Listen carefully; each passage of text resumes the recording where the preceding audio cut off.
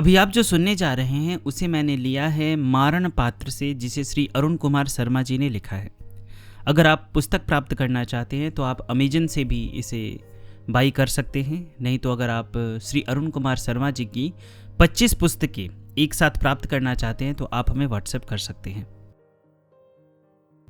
सन 1945 से 1950 ईस्वी तक की समयावधि में काशी के जिन गुप्त साधकों से मेरा साक्षात्कार हुआ उनमें एक थे रामचंद्रा स्वामी। तैलंगी ब्राह्मण थे स्वामी जी। दुबला पतला शरीर, बिल्कुल काला रंग, सिर के बाल और दाढ़ी मूछ सफा चट, और आयु यही 50-55 के करीब। 64 तंत्रों में है एक पक्षी तंत्र। स्वामी जी पक्षी तंत्र के सिद्ध साधक थे। सभी पक्षियों की भाषा के ज्ञाता थे वह। कौन पक्षी अपनी भाषा में क्या बोल रहा है, क्या बात कर रहा है और क्या कह रहा है, तुरंत समझ जाते थे स्वामी जी। काशी के हनुमान घाट मोहल्ले के एक जीर्ण शीर्ण मकान में रहते थे स्वामी जी। मकान में कुल 4 कमरे थे। एक कमरा तो साधना कक्ष था स्वामी जी का। वे कौन सी साधना करते थे यह तो मुझे नहीं मालूम, मगर उस सीलन भरे कमरे में तरह तरह के पक्षियों के शव अवश्य चारों तरफ बिखरे रहते थे। गिद्ध, चील, कौवा आदि जैसे कुछ बड़े पक्षियों के कंकाल दीवार और छत की खूंटियों पर टंगे झूलते रहते थे। पूरा कमरा हमेशा भयंकर दुर्गंध से भरा रहता था। आश्चर्य की बात तो यह थी कि स्वामी जी उस सड़े अंधेरे कमरे में दरवाजा बंद कर घंटों अपनी रहस्यमयी साधना में लीन रहा करते थे। स्वामी जी अकेले थे, बहुत कम बोलते चालते थे और अपने मकान के बाहर भी बहुत कम ही निकला करते थे। साधु महाशय के माध्यम से ही स्वामी जी से मेरा परिचय हुआ था, इसलिए मुझ पर उनकी विशेष कृपा थी। उन्हें एक आदत थी और वह भांग की आदत थी। जब भांग का नशा उन पर गहरा जाता तो कभी कभी वे मुझसे बहुत सी ऐसी बातें किया करते थे, तंत्र मंत्र से संबंधित, जिन्हें मैं समझ नहीं पाता था। बस बीच बीच में हाँ कर दिया करता था। पूरा तंत्र शास्त्र 2 खंडों में विभाजित है। पहला खंड है ज्ञान खंड और दूसरा खंड है कर्म खंड। पहले खंड में अध्यात्म और दर्शन के तमाम विषय हैं और दूसरे खंड में तांत्रिक क्रियाओं, प्रयोग, अनुष्ठान, पटल, पद्धति, पुरस्चरण आदि से संबंधित विषय है। मारण, मोहन, वशीकरण, उच्चाटन, विद्वेषण और शांति कर्म आदि 60 कर्म भी इसी खंड में है। साधु महाशय से यह भी मालूम हुआ कि रामचंद्रा स्वामी तंत्र के कर्म खंड के ज्ञाता ही नहीं बल्कि कुशल साधक भी हैं।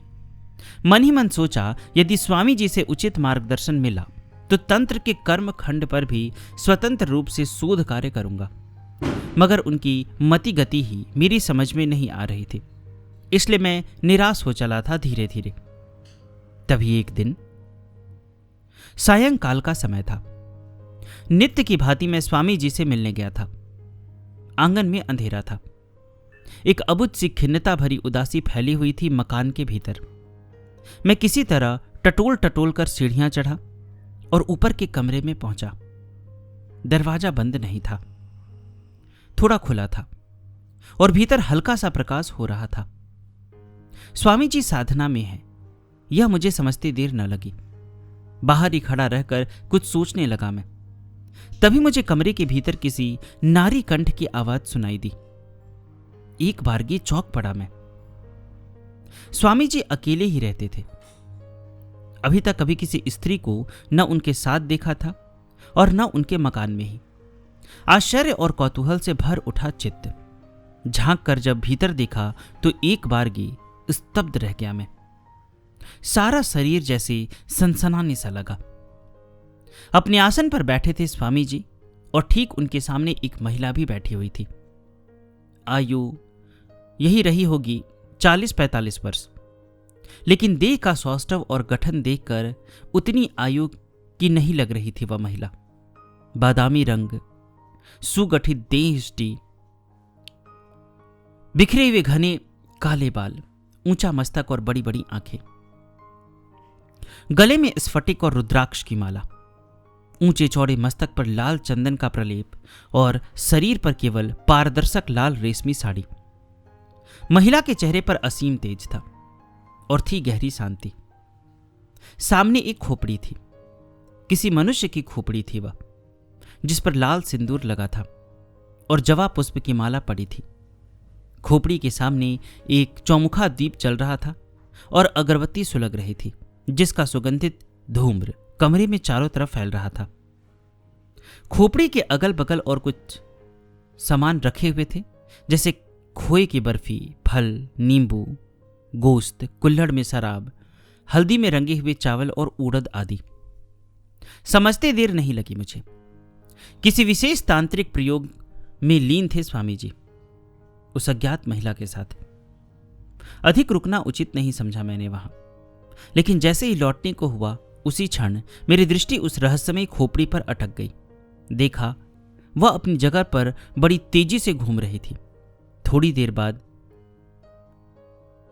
उसी तरह घूमती हुई ऊपर की ओर धीरे धीरे उठने लगी और खोपड़ी के उठते ही कमरे में कई विचित्र छायाकृतियां प्रकट हो गईं एक साथ। वे छायाकृतियां नर कंकाल जैसी थी और फिस फिस कर हंसती खिलखिलाती हुई अपनी अपनी जगह नाच कूद रही थी। बड़ा ही भयानक और विभत्स दृश्य था वह, जिसे देखकर एक बारगी रोमांचित हो उठा मेरा पूरा शरीर। भय और विस्मय के मिले जुले भाव से भर गया मेरा मन, और तभी किसी के भयंकर चित्कार से कमरे का वातावरण गूंज उठा और उस चित्कार को सुनकर फिर एक पल रुका ना गया वहां मुझसे।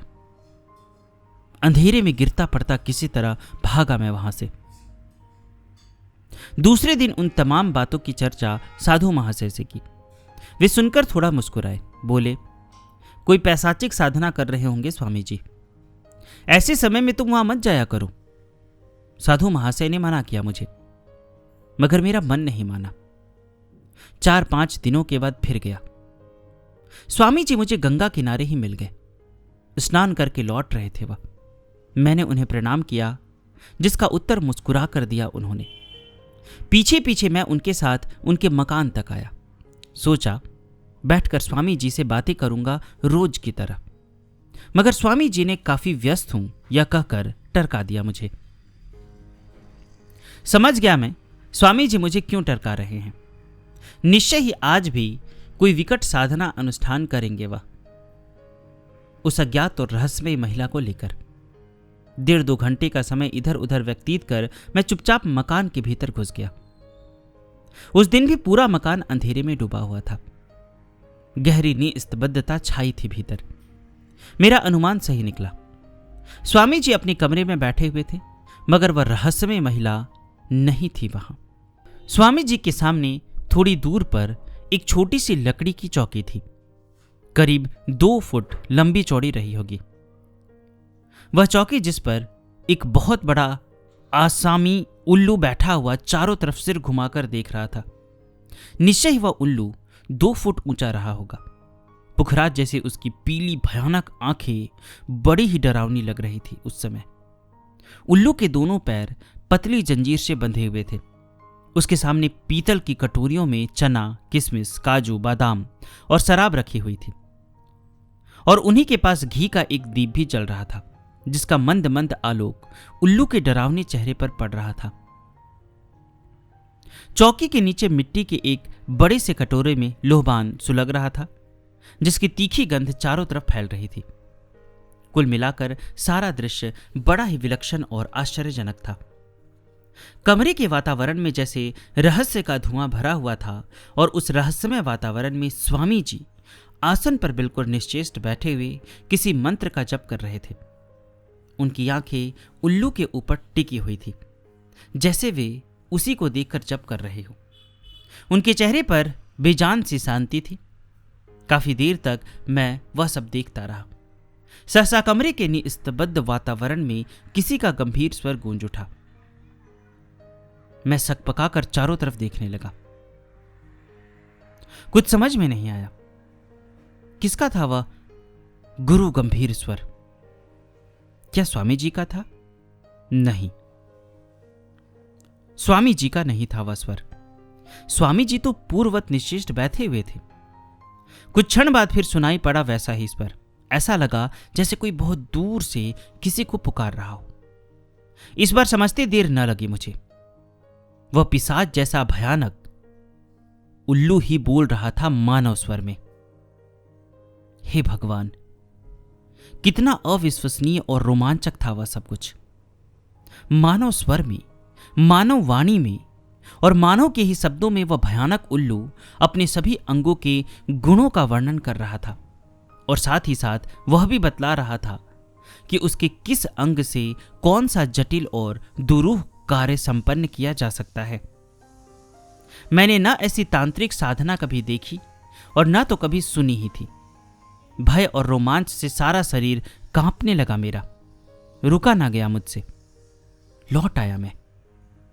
मेरे मन में ना जाने क्यों इतना भय समा गया था कि 10-12 दिनों तक नहीं गया मैं स्वामी जी से मिलने।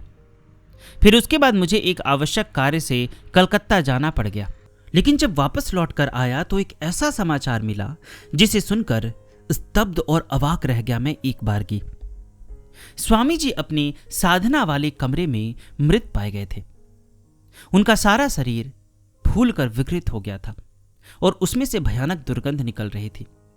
आश्चर्य की बात तो यह थी कि उनकी दोनों आंखों की जगह 2 बड़े बड़े गड्ढे हो गए थे। लगता था जैसे किसी ने उनकी आंखें निकाल ली हो। उनकी शव के पास ही वह भयानक आसामी उल्लू भी मरा पड़ा था। कमरे में चारों तरफ शराब की खाली बोतलें बिखरी हुई थी। 3-4 सप्ताह पूर्व देखे गए सारे दृश्य मेरे सामने एक एक कर घूम गए और उस रहस्यमय महिला का चेहरा भी उसी के साथ घूम गया मेरे मानस पटल पर। कौन थी वह मुक्त केसी साधिका? कहां गई वह? जब उसके संबंध में साधु महाशय से पूछा तो उन्होंने बतलाया कि उसका नाम शिवा भारती है। उच्च कोटि की तांत्रिक सन्यासिनी है वह। कई दुर्लभ सिद्धियां प्राप्त है उसे। स्वामी जी शायद उसके सहयोग से कोई गुप्त साधना संपन्न करना चाहते होंगे। साधु महाशय को स्वामी जी की मृत्यु का समाचार मिल चुका था। वे स्तब्ध और दुखी थे। कहने लगे, पक्षी तंत्र में उल्लूक साधना बड़ी ऊंची चीज है। अपने नख-शिख का वर्णन करने के बाद उल्लू साधक के 3 प्रश्नों का उत्तर देता है। वे तीनों प्रश्न भविष्य से संबंधित होते हैं। अंतिम प्रश्न का उत्तर प्राप्त होते ही यदि तलवार से उल्लू की गर्दन न काट दी जाए तो वह स्वयं अपनी चोंच से साधक की आंखें निकाल देता है। यह सुनकर मन ही मन सोचने लगा मैं, इसी कारण स्वामी जी की मृत्यु हुई होगी। वे समय पर तलवार से उल्लू की गर्दन काट ना सके होंगे और मौका पाकर उसने उनकी आंखें निकाल ली होंगी। खैर, अब मैं शिवा भारती की खोज में जुट गया। सुना था कि वह काशी में ही कहीं रहती है, मगर कहां रहती है यह मालूम नहीं था। मेरा अनुमान था कि केदार घाट और पांडेय घाट के बीच में कहीं होगा उनका स्थान। लेकिन महीनों गली और घाटों का चक्कर लगाने के बाद भी उस सन्यासिनी का दर्शन नहीं हुआ मुझे। एक प्रकार से हताश और निराश हो चला था मैं, मगर तभी अचानक भेंट हो गई मेरी उनसे। स्वयं मुझे घोर आश्चर्य हुआ था उस समय। अश्विन का महीना था और था नवरात्र का समय। मां का दर्शन करने दुर्गा कुंड गया था मैं। उस दिन भीड़ अधिक नहीं थी। सहसा मेरी दृष्टि एक संभ्रांत महिला पर टिक गई। पूर्ण तन्मय होकर दोनों हाथ जोड़े और नेत्र बंद किए मां दुर्गा की प्रतिमा के सम्मुख स्थिर भाव से खड़ी थी वह। गुलाबी रंग की रेशमी साड़ी में उनका रूप रंग खिल रहा था। गले में सोने की सिकड़ी और मोती की माला थी। कलाइयों में कांच की लाल चूड़ियां और शंख के वलय थे। मस्तक पर लाल सिंदूर का गोल टीका था। किसी ऊंचे खानदान की महिला लग रही थी वह, लेकिन उनका चेहरा कुछ जाना पहचाना सा लग रहा था मुझे। अचानक सब कुछ याद आ गया। मानस पटल पर एक के बाद एक सारे दृश्य उभर आए। हे भगवान, कितना वैषम्य था और था कितना अंतर। वह महिला और कोई नहीं, शिवा भारती थी। पहले तो विश्वास ही नहीं हुआ था, लेकिन पहचानने में भूल नहीं हुई थी मुझसे, इसलिए अविश्वास का कोई प्रश्न ही नहीं था। आश्चर्य तो इस बात का हो रहा था कि ऐसे साधक लोग इतने प्रसन्न भाव से और इतने रहस्यमय ढंग से समाज और संसार के बीच रहते हैं कि साधारण लोग न उन्हें पहचान सकते हैं और न समझ ही सकती हैं। कुछ देर तक ध्यान मग्न रहने के बाद शिवा भारती एकाएक मुड़ी और तेजी से मंदिर के बाहर निकलकर एक रिक्शे पर बैठ गई। मैं भी एक रिक्शा लेकर उनके पीछे चल पड़ा। मैं उनका निवास स्थान देखना चाहता था। सोनारपुरा के चौराहे पर शिवा भारती उतर पड़ी और जल्दी जल्दी चलकर बगल वाली गली से मानसरोवर और नारद घाट होते हुए एक संकरी सी गली में घुस गई। गली में अंधेरा था और चारों तरफ धुआं भरा था। वह गली किसी घाट की ओर निकलती थी। उसके अंतिम छोर पर एक मठनुमा मकान था। मकान काफी लंबा चौड़ा था, मगर था काफी पुराना और जीर्ण शीर्ण। शिवा भारती ने एक बार चारों तरफ देखा और फिर उसी मकान के भीतर चली गई। कुछ देर तक बाहर खड़ा रहा मैं चुपचाप। फिर हिम्मत कर मैं भी चला गया मकान में। पूरा मकान अंधेरे में डूबा हुआ था। आंगन काफी बड़ा था। उसके चारों तरफ दलान थे, जिनके बगल में एक छोटा सा कमरा था जिसमें हल्का प्रकाश हो रहा था। कमरे के भीतर एक वृद्ध सन्यासी महोदय बैठे खांस रहे थे। खांसते खांसते उन्होंने मुझसे पूछा, क्या आप शिवा भारती से मिलना चाहते हैं? प्रश्न सुनकर जल्दी से मेरे मुंह से निकल आया, हां, उन्हीं से मिलने के लिए तो मैं यहां आया हूं। हाथ से इशारा कर सन्यासी ने कहा, ऊपर चले जाइए, इस समय अपने कमरे में होंगी वह। अंधेरे में किसी प्रकार सीढ़ियां चढ़कर ऊपर पहुंचा मैं। सामने काफी लंबी चौड़ी खुली छत थी। छत के चारों ओर गमलों में तुलसी और विभिन्न प्रकार के फूलों के पौधे लगे थे, जिनकी मिली जुली सुगंध हवा में बिखर रही थी। छत की दूसरी तरफ एक बहुत बड़ा कमरा था। कई बड़ी बड़ी खिड़कियां और दरवाजे थे उसमें, जिन पर लाल साटन के पर्दे लटक रहे थे। भीतर खूब रोशनी हो रही थी। धीरे से पर्दा हटाकर मैंने भीतर झांका। शिवा भारती ने न जाने कैसे देख लिया मुझे। ऊंचे स्वर में बोली, कौन है? जी मैं हूं। यह कहते हुए भीतर चला गया मैं। सिर घुमाकर खनकती आवाज में शिवा भारती ने पूछा, कौन है आप? कैसे आना हुआ? पहले तो मैं थोड़ा घबराया, फिर संभल कर अपना परिचय दिया और फिर अंत में कहा, मैं तंत्र शास्त्र के कतिपय महत्वपूर्ण अंगों पर रिसर्च कर रहा हूं। इसके लिए मैं आपका आशीर्वाद चाहता हूं और मार्गदर्शन भी, इसलिए आपके निकट आया हूं। रामचंद्रा स्वामी से परिचित हूं और उनके निवास पर भारती जी को साधनारत देख चुका हूं। ये सब बातें नहीं बतलाई मैंने उन्हें। शिवा भारती कुछ बोली नहीं। स्थिर दृष्टि से कुछ देर तक मेरी ओर देखती रही, फिर थोड़ा मुस्कुराकर स्वीकृति से सिर हिला दिया उन्होंने। शिवा भारती के गुरु थे काले कृष्ण भारती। अपने समय के वे तंत्र शास्त्र के बहुत बड़े विद्वान थे। उन्होंने तंत्र की कठोर साधना की थी। शिवा भारती को भी दीक्षा देकर उन्होंने तांत्रिक साधना में पारंगत कर दिया था। काले कृष्ण भारती कभी नाटौर स्टेट से भी संबंधित थे। उसी स्टेट की ओर से उन्हें वह मकान दान के रूप में मिला था। मकान के नीचे काफी लंबा चौड़ा तहखाना था, जिसमें शमशान काली की अत्यंत भव्य आदमकद पाषाण प्रतिमा स्थापित थी। काले कृष्ण के गुरु, जिनका नाम स्वामी केवलानंद अवधूत था, ने नरबली देकर पंचमुंडी आसन पर स्थापित की थी महाकाल की उस महाशक्ति को। जब मैंने पहली बार शमशान काली की सवारूढ़ भयानक प्रतिमा को देखा था, तो एक बारगी सारा शरीर रोमांचित हो उठा था। अट्टहास करती हुई भगवती पराशक्ति के रक्ताभ नेत्रों में जहां असीम करुणा, असीम दया और असीम अनुकंपा का अंतहीन समुद्र लहरा रहा था, वहीं क्रोध और आक्रोश का भी भाव अपनी चरम सीमा पर था। मां के गले में नरमुंडों की माला झूल रही थी। उनका बायां पैर शव के निर्जीव हृदय पर था और दाहिना पैर नाभि के ऊपर था। पराशक्ति की बाहर निकली हुई रक्ताभ जीवा देखकर ऐसा लगा मानो जगजननी ने अभी अभी रक्तबीज का सोनित पान किया है। प्रतिमा के सामने एक बड़ा सा हवन कुंड था और था बलि युद्ध, जिस पर ताजा खून फैलकर काला पड़ गया था। शायद कुछ समय पहले किसी पशु की बलि दी गई थी।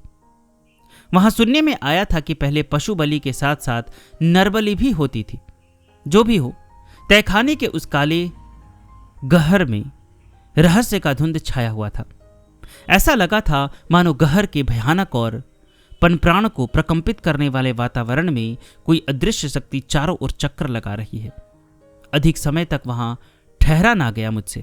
लगा मानो कोई गहरा नशा धीरे धीरे मुझ पर छाता जा रहा है। बाहर निकल आया मैं। प्राय नित्य ही जाने लगा था मैं शिवा भारती के यहां। धीरे धीरे पूरे 2 साल का समय व्यतीत हो गया। इस अवधि में मेरे सामने उनका सर्वाधिक निखरा हुआ जो रूप आया और जिसने मुझे सर्वाधिक प्रभावित किया, वह था परम विदुषी और परम साधिका का रूप। योग और तंत्र के निष्णात विद्वान तो थी वह, इसमें संदेह नहीं, लेकिन फिर भी जैसे जैसे मैं उनके निकट आता गया वैसे उनका व्यक्तित्व रहस्यमय होता गया मेरे लिए।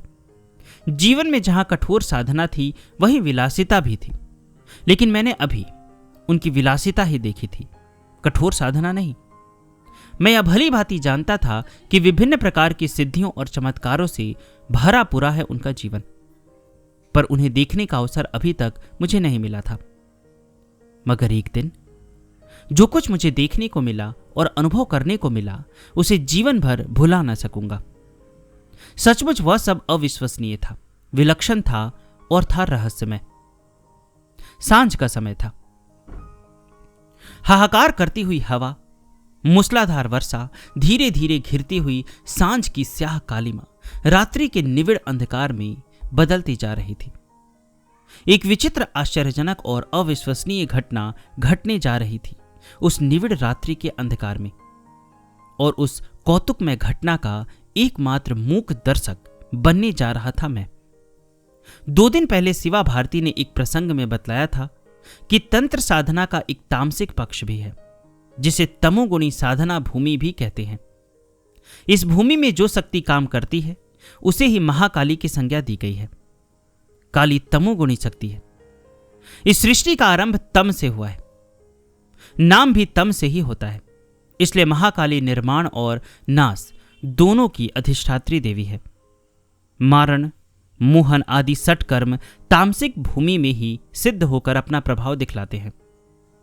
उस दिन शिवा भारती से मिलने के लिए एक भद्र पुरुष पधारे थे। नाम था अतुल सेन।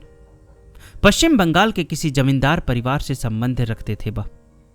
वेशभूषा से संपन्न नजर आ रहे थे, लेकिन मुखाकृति से पता चलता था कि वे महापुरुष किसी दारुण पीड़ा से दुखी हैं। बाद में सब कुछ स्पष्ट हो गया। अतुल सेन की पत्नी का नाम था मृणालिनी सेन। बाल बच्चे नहीं थे। सेन महाशय की अवस्था 60 के करीब थी, जबकि मृणालिनी की आयु 30 से अधिक नहीं थी। स्वस्थ सुंदर शरीर, गौरवर्ण, लावण्यमय चेहरा, आकर्षक व्यक्तित्व, किसी बात की कमी न थी। सभी तरह की संपन्नता थी। कमी थी तो केवल संतान की, और इसी अभाव के कारण मृणालिनी सदैव दुखी और चिंतित रहा करती थी। इसके अलावा शरीर की भूख भी तो थी, और उसके लिए हर समय व्याकुल रहा करती थी वह। आखिर शारीरिक क्षुधा की पूर्ति का रास्ता मिल ही गया मृणालिनी को। अनिल गांगुली रिश्ते में मामा का लड़का था। 30-32 वर्ष का स्वस्थ, सुंदर और आकर्षक व्यक्तित्व वाला था अनिल गांगुली। अभी उसका विवाह नहीं हुआ था। परिवार में गरीबी थी। मृणालिनी के पिता श्याम प्रसाद घोषाल ने उसे बुलाकर अपने यहां नौकरी दे दी थी। वह जमींदारी का सारा कामकाज देखता था। मृणालिनी शुरू से ही उसकी ओर आकर्षित थी। उसके पास धन था और उस धन से अनिल गांगुली का पौरुष खरीद लिया उसने। शायद यही अनिल गांगुली भी चाहता था। फिर जो होना था वही हुआ। कुछ ही समय बाद परिणाम सामने आ गया। मृणालिनी गर्भवती हो गई और यथा समय एक सुंदर पुत्र को जन्म दिया उसने। बड़ी धूमधाम से पुत्र जन्मोत्सव मनाया गया। सभी प्रसन्न थे। श्यामा प्रसाद घोषाल को संतान के नाम पर केवल इकलौती पुत्री मृणालिनी ही थी, इसलिए नाती का मुंह देखकर सबसे ज्यादा वे ही प्रसन्न थे। मगर अतुल सेन दुखी थे। उनकी मानसिक स्थिति खराब थी। पत्नी की बेवफाई, चरित्रहीनता और उसके इस परिणाम से भली भांति परिचित थे। वह गृह जमाता थे। समस्त चल अचल संपत्ति पत्नी के नाम थी। यही उनकी सबसे बड़ी व्यवस्था थी और यही उनके मौन रहकर सब कुछ सहने का कारण था। अनिल गांगुली का प्रभाव तो पहले से ही था, लेकिन अब और अधिक बढ़ गया था। एक प्रकार से वह सर्वे सर्वा हो चुका था। अतुल सेन एक कमरे में चुपचाप पड़े पड़े कूढ़ते रहते। इसके अलावा वह कर ही क्या सकते थे? मगर उनकी सहनशीलता तब अपनी चरम सीमा पर पहुंच गई जब मृणालिनी पग पग पर और हर बात पर उनका अपमान करने लग गई। एक दिन तो उसने साफ शब्दों में कह दिया कि उनकी कोई आवश्यकता है ही नहीं, वह जहां चाहे चले जाए। और तब अतुल सेन ने मन ही मन एक भयानक निर्णय ले लिया। मृणालिनी रहेगी या फिर वे ही रहेंगे। अब क्या मेरा यह संकल्प और मेरा यह निर्णय साकार हो सकेगा मां? अतुल सेन ने आंखों में आंसू भरकर कांपते स्वर में शिवा भारती के दोनों चरणों को दोनों हाथों से पकड़कर कहा। सौम्य, स्थिर और शांत मुखमंडल क्रोध से लाल हो उठा शिवा भारती का। आवेश से दोनों होठ कांपे। फिर शब्द फूटे, हां होगा, निश्चय होगा साकार तुम्हारा संकल्प और तुम्हारा निर्णय। धैर्य धारण करो। अमावस्या की रात्रि में आना। तुम भी आना। मेरी ओर सिर घुमाकर शिवा भारती ने कहा गंभीर स्वर में। अतुल सेन के मुरझाए चेहरे पर चमक आ गई। वे उठे, शिवा भारती को हाथ जोड़कर प्रणाम किया और फिर चले गए। जाते समय कुछ रुपया देना चाहा, लेकिन शिवा भारती ने अस्वीकार कर दिया। बोली, इसकी आवश्यकता नहीं। और उस दिन अमावस्या थी। रहस्यमय निस्तब्ध वातावरण, अंधकाराच्छन्न रात्रि। आकाश में काले भूरे बादल घिरे हुए थे। हाहाकार करती पागल हवा का चित्कार। झिरझिर हल्के हल्के बरस रहा था पानी। बिजली चमकी।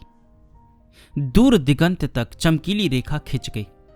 बारिश ने और जोर पकड़ लिया। सहसा बादलों से अटे काले आकाश के सीने की चीरती हुई बिजली चमकी। जलते पारे जैसी तीखी रेखा और छूरहीन आसमान के एक कोने से दूसरे कोने तक कौंध गई। एक क्षण के लिए तीव्र प्रकाश से उद्भासित हो उठा सारा विस्तार। और ऐसे वातावरण में शुरू हुआ मारण यज्ञ और उस भयंकर प्राणघातक मारण प्रयोग में सम्मिलित होने के लिए एक तांत्रिक महाशय और आ गए थे। शायद वह शिष्य थे शिवा भारती के। नाम था षडमुखानंद अवधूत। सारी आयोजन तहखाने में स्थित काले गहर में की गई थी। एक कोने में अतुल सेन चुपचाप बैठे हुए थे और उन्हीं के निकट मैं भी बैठा सारी गतिविधि देख रहा था मौन साधे। उस रात रामचंद्रा स्वामी के यहां जो रूप देखा था उससे भी कहीं अधिक भयानक और तामसिक था रूप उस समय शिवा भारती का। हे भगवान, कितना बड़ा रौद्र रूप था उनका उस समय, बतला नहीं सकता। गोरे बादामी रंग की सुगठित देह पर खूनी रंग की रेशमी साड़ी, पीठ पर खुलकर बिखरी हुई घनी केश राशि, चौड़े उज्जवल मस्तक पर चिताभस्म और लाल सिंदूर का प्रलेप। मदिरा के प्रभाव से लाल हो रहे थे नेत्र। गले में रुद्राक्ष और स्फटक की मालाओं के साथ झूलती हुई उंगलियों की हड्डियों की माला।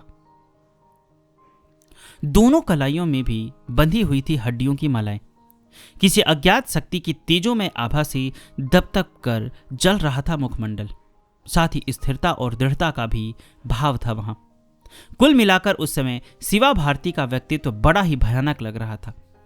हवन कुंड में से आग की लाल पीली लपटें उठ रही थी और साथ ही सुगंधित धूम्र भी निकल निकल कर गह्वर में चारों तरफ फैल रहा था। हवन कुंड के ठीक सामने लोहे के बड़े बड़े 5 त्रिशूल जमीन में गड़े थे, जिन पर सिंदूर पुता हुआ था और प्रत्येक त्रिशूल के ऊपर एक एक नर मुंड रखा हुआ था। उन सभी नरमुंडों पर घी के दीप चल रहे थे। उन नरमुंडों को फूल की मालाएं भी पहनाई गई थी। बगल में एक और एक नर कपाल औंधा करके रखा हुआ था, जिसमें मदिरा भरी थी और उसके पास ही एक लंबा चौड़ा भयानक खड़ग भी रखा हुआ था। कुछ देर पहले काली की विकराल मूर्ति की विधिवत पूजा की गई थी और भोग के रूप में उनके सामने मांस मदिरा आदि रखी गई थी। विकराल प्रतिमा के सम्मुख घी का चौमुखा दीप जल रहा था, जिसका मंद मंद आलोक काली के भयानक मुख पर पड़ रहा था। उस समय शिवा भारती तन्मय होकर रीढ़ की हड्डियों की माला पर कोई मंत्र जप कर रही थी। उनके चेहरे पर अलौकिक छटा थी। थोड़ी देर में षडमुखानंद वहां आ गया। उसके साथ एक काले रंग का मोटा ताजा बकरा था, जिसके मस्तक पर सिंदूर का टीका लगा था और गले में लाल फूल की माला पड़ी थी। शिवा भारती के संकेत पर षडमुखानंद ने बकरे को प्रतिमा के सामने लाकर खड़ा कर दिया। वह कभी पगुरी करने लगता था तो कभी पगुरी बंद कर भयभीत दृष्टि से चारों तरफ देखने लगता था। क्या पशु बलि भी होगी? रोमांच हो आया सारे शरीर में। सिर घुमाकर अतुल सेन की ओर देखा। वे कोने में सांस रोके बैठे चुपचाप भयंकर तांत्रिक अनुष्ठान देख रहे थे। उनके चेहरे पर भय का भाव स्पष्ट था। मेरी भी दशा वैसे ही थी। तहखाने में गहरी निस्तब्धता छाई हुई थी। ऊपर छत से लगी 2-3 छोटी छोटी खिड़कियां थी जो गंगा की ओर खुलती थी।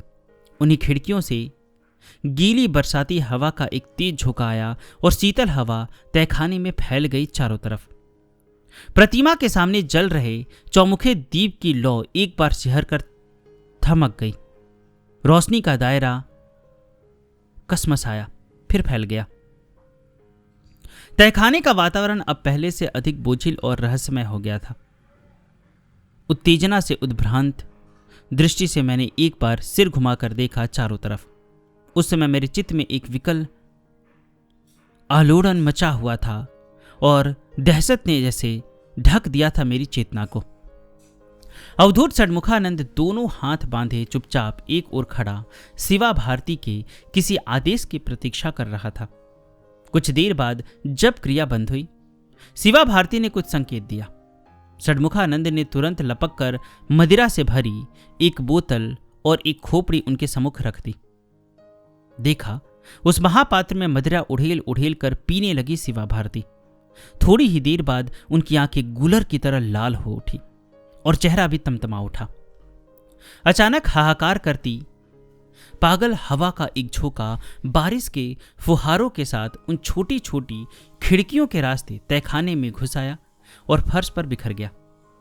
बाहर उद्दाम हवा की साएं साएं पुनः तेज हो गई और उसी के साथ तीव्र हो गया वर्षा का शोर भी। गहर में जल रहे दीप बुरी तरह कांप रहे थे। दरवाजे और खिड़कियों को खटखटाती हवा दरख्तों पर सिर धून रही थी। तभी लगा तहखाने की रोशनी धीमी हो रही है और भीतर उतरता जा रहा है हल्दी के रंग का धूमिल अंधियारा, और जैसे तहखाने में जलते 100 पावर के बल्ब को लकवा मार गया हो। सहसा एक गहरा सन्नाटा छा गया वहां। सन्नाटा नहीं, अपितु मन में खिन्नता और क्षोभ उत्पन्न कर देने वाली बेचैनी। एकाएक एक अबुझ हंसी खेल गई शिवा भारती के मुख पर। फिर विकट अट्टहास कर उठी वह।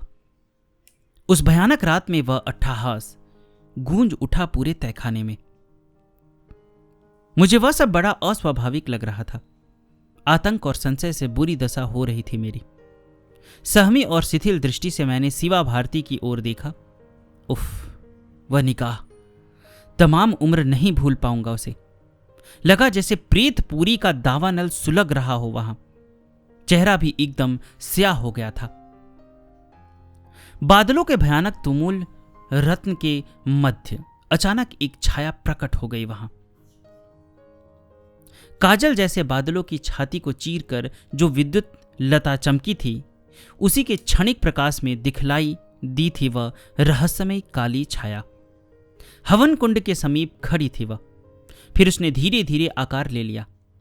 वह आकार किसी ऐसे प्राणी का था जो मनुष्य होते हुए भी मनुष्य नहीं था। उसकी अपनी विशेषता थी। करीब 7 फुट लंबा, छरहरा और चौड़े कंधों वाला विशाल शरीर वायवीय और पारदर्शक था। उसके आर पार दिख रहा था सब कुछ। उसका सिर भी बहुत बड़ा और गोल आकार का था। उसका चेहरा विभत्स और भयानक था। उसकी दोनों आंखें मसाल की तरह जल रही थी। समझते देर न लगी मुझे, वह किसी अन्य लोक का प्राणी था जो मंत्र शक्ति द्वारा आमंत्रित होकर वहां आया था। निश्चय ही वह कोई भयंकर पिशाच था। उसकी उपस्थिति से वातावरण और बोझिल हो उठा और घोर निस्तब्धता छा गई। दूसरे ही क्षण उस नीरवता को भंग करता हुआ शिवा भारती का कठोर स्वर गूंज उठा, षडमुखानंद, मारण पात्र लाओ। और तभी हवा के एक तेज झोंके से तहखाने का दरवाजा खुल गया। सहसा अपने आसन पर उठ खड़ी हो गई शिवा भारती। एक अलौकिक भाव से रंग गया उनका भयानक चेहरा। अब तक उस युवा साधक ने एक कच्ची मिट्टी की बड़ी सी हंडिया लाकर हवन कुंड के सामने रख दी थी। पूरी हंडिया में सिंदूर पुता था और उसके मुंह पर कच्चा धागा बंधा था। हंडिया के भीतर मुर्गी का एक बड़ा सा बच्चा था, जिसके गले में एक लंबी सी सुई आर पार धसी हुई थी, मगर वह बच्चा जीवित था और धीरे धीरे सांस ले रहा था। बच्चे के अलावा हंडिया में नींबू, अंडा, शराब और घी का जलता हुआ एक दीपक भी था। कहने की आवश्यकता नहीं, वही था मारण पात्र। फिर हवन शुरू हुआ, कच्चे मांस और सरसों के तेल का हवन। मगर यह क्या, मांस के जलने की दुर्गंध कहीं नहीं थी। हवन कुंड से निकलने वाले धूम में चंदन का वास था, जो धीरे धीरे पूरे तहखाने में फैल रहा था। हवन समाप्त हुआ और हवन के समाप्त होते ही पास खड़ा बकरा जूड़ी के रोगी की तरह थर थर कांपने लगा। ऐसा लगा मानो उसे अपनी भावी मृत्यु का आभास लग गया हो। पिशाच की मानवाकृति छाया पूर्ववत अभी भी खड़ी थी।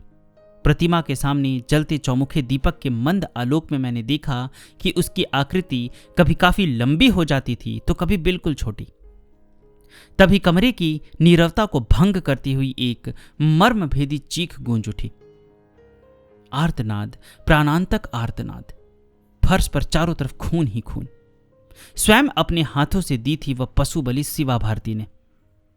पशु का खंडित मुंड हवन कुंड के समीप पड़ा था और दूसरी ओर खून से लथपथ धड़ छटपटा रहा था। पास ही पड़ा था रक्त रंजित खड़ग भी। अत्यंत भयानक और विभत्स दृश्य था वह। कांप उठा रोम रोम मेरा, सिहर उठी एक बार की मेरी आत्मा। वाम मार्गीय तांत्रिक प्रयोगों के संबंध में बहुत कुछ सुना था और बहुत कुछ पढ़ा भी था, मगर साकार रूप में पहले ही बार देख रहा था यह सब कुछ। बिजली चमकी और मेघ गर्जन का दुर्दांत स्वर भर गया वातावरण में। मैंने देखा पिशाच की वह मानवाकृति छाया छोटी होती गई, छोटी होती गई, अंत में बिल्कुल छोटी होकर उस मारण पात्र में धीरे धीरे समाने लगी। और जब पूरी तरह समा गई तब उसे मिट्टी के ढक्कन से ढक दिया गया। कुछ क्षण तक कोई मंत्र बुदबुदाते हुए अपलक निहारती रही मारण पात्र को शिवा भारती। फिर उसके बाद तहखाने के दरवाजे की ओर उन्मुख हो आवाहन की मुद्रा में दोनों हाथ उठाकर उन्होंने कहा, आओ। मेरे प्राण आतंक से हिम हो गए थे जैसे। उस अभूतपूर्व क्षणों में क्या घटित होने जा रहा था, क्या पिशाच लीला, लगा जैसे मूर्छित हो जाऊंगा।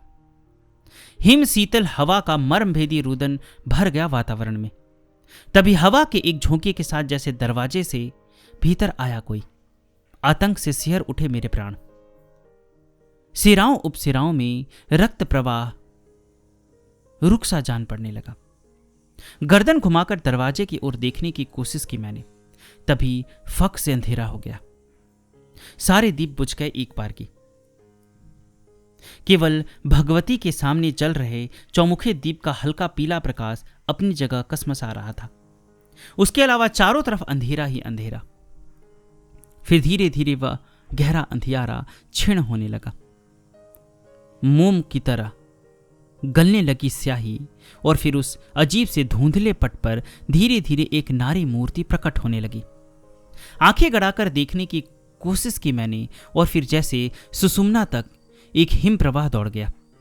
वह नारी मूर्ति एक युवती की थी, मगर उसका रूप आसुरी था और उसकी छवि भी आसुरी थी। शरीर का रंग बिल्कुल नीला था। पूर्ण नग्ना थी वह। उसके खुले हुए बाल हवा में लहरा रहे थे। उसकी आंखों में विचित्र सा सम्मोहन था। उसके दांत थोड़े से बाहर निकले हुए थे और रक्ताभ होठ लटके हुए थे। कद नाटा था। गले में काले रंग का एक भयानक सर्प लिपटा हुआ था। साक्षात पिशाचिनी सी लग रही थी वह भयानक युवती। उस रहस्यमय युवती को देखकर प्राण कपा देने वाले उस वातावरण में असीम आतंक से अवश हो गया था मेरा शरीर। लगा जैसे प्राण ही निकल जाएंगे। वह नारी मूर्ति धीरे धीरे मारण पात्र की ओर बढ़ रही थी। बिल्कुल निकट पहुंचकर एकाएक गायब हो गई वह, और गायब होते ही दूसरे क्षण भयानक अट्टहास से गूंज उठा सारा वातावरण।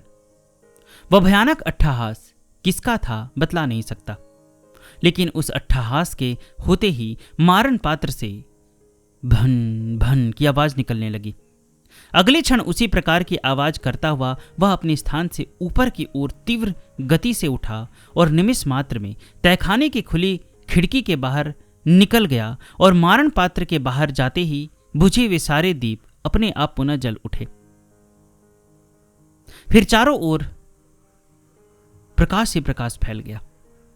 उस समय रात्रि के शायद 2 बजे थे। पानी थम चुका था। हवा का शोर भी बंद हो गया था। बादल छट गए थे, मगर सारी प्रकृति पहले की तरह घोर अंधकार में डूबी हुई थी।